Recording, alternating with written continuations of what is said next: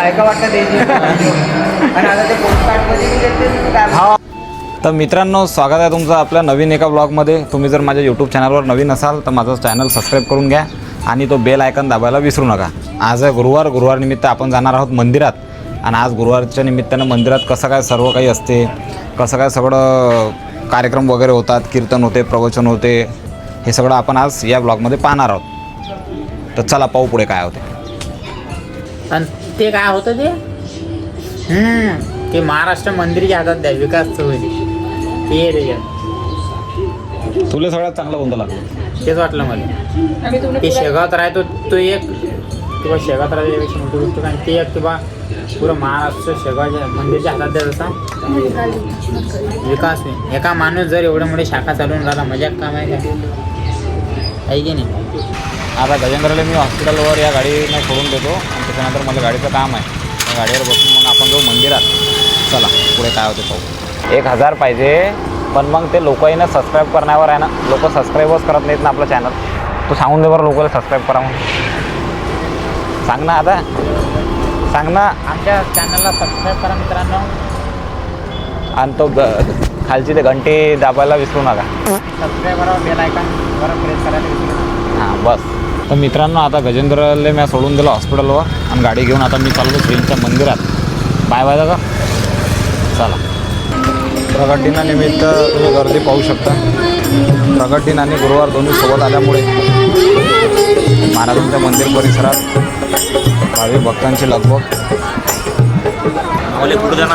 अरे काही विषय आहे का, चला. प्रगट दिनानिमित्त सद्गुरू गजानन महाराजांचं सुंदर असं यज्ञ मंडप इथं सजवलेलं आहे. आणि आता 5 दिवसापर्यंत यज्ञाची आहुती इथं होणार आहे, तुम्ही पाहू शकता. मित्रांनो, आता श्रींच्या मंदिरात हरिपाठाला सुरुवात झालेली आहे. तुम्हाला मी आता हरिपाठाचे काही व्हिडिओ दाखवतो.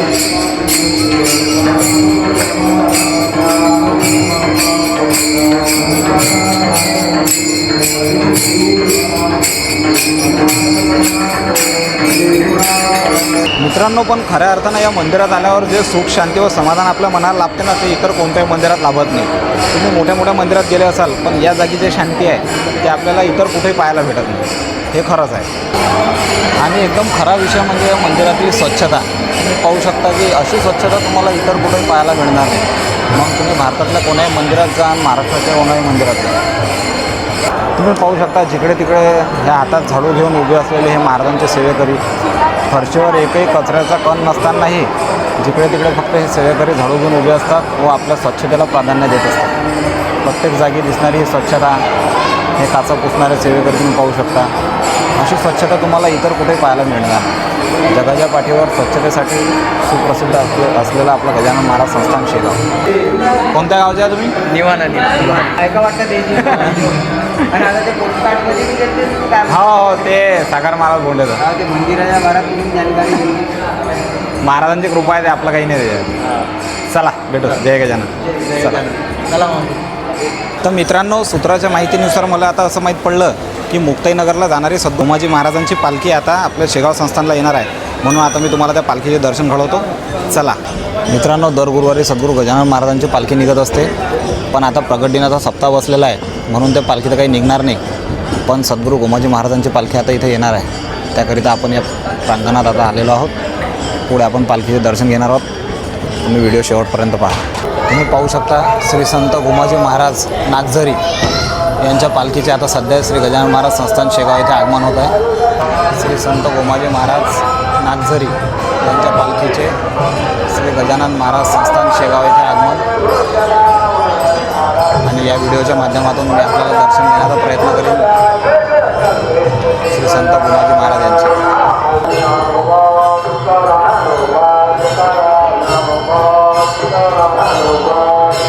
आपल्या ही श्री संत गजानन महाराजांची पालखी या पालखीला घ्यायला सामोरी गेली होती.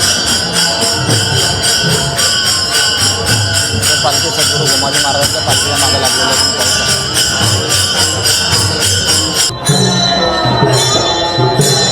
सद्गुरू गोमाजी महाराज यांच्या श्रींच्या मंदिरात आगमन.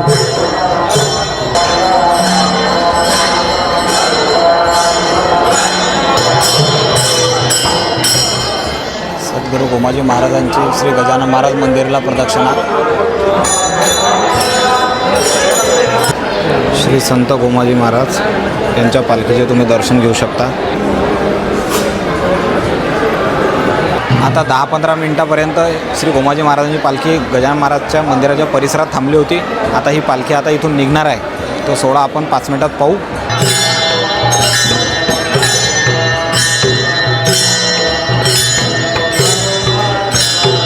तर मित्रांनो, आता फक्त 2 मिनिटात श्रींच्या गुरुवारच्या संध्याकाळच्या आरतीला सुरुवात होणार आहे. तर आपण आरती पाहू.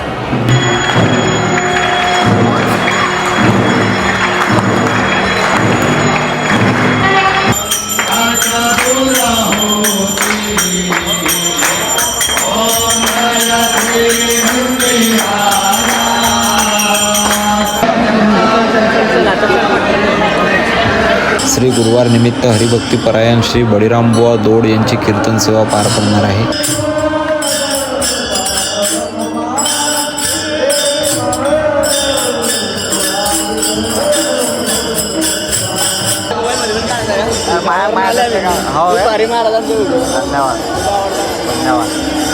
तर मित्रांनो, आजचा व्लॉग आपण इथंच एंड करू. आज गुरुवारचा दिवस संपला. आपण कीर्तन ऐकलं, गोमाजी महाराजांची पालखी पाहिली. तर चला, भेटू पुढच्या व्हिडिओमध्ये. माझ्या चॅनलवर जर तुम्ही नवीन असाल तर माझं चॅनल सबस्क्राईब करून घ्या आणि तो बेल आयकॉन दाबायला विसरू नका. जय गजानन माऊली.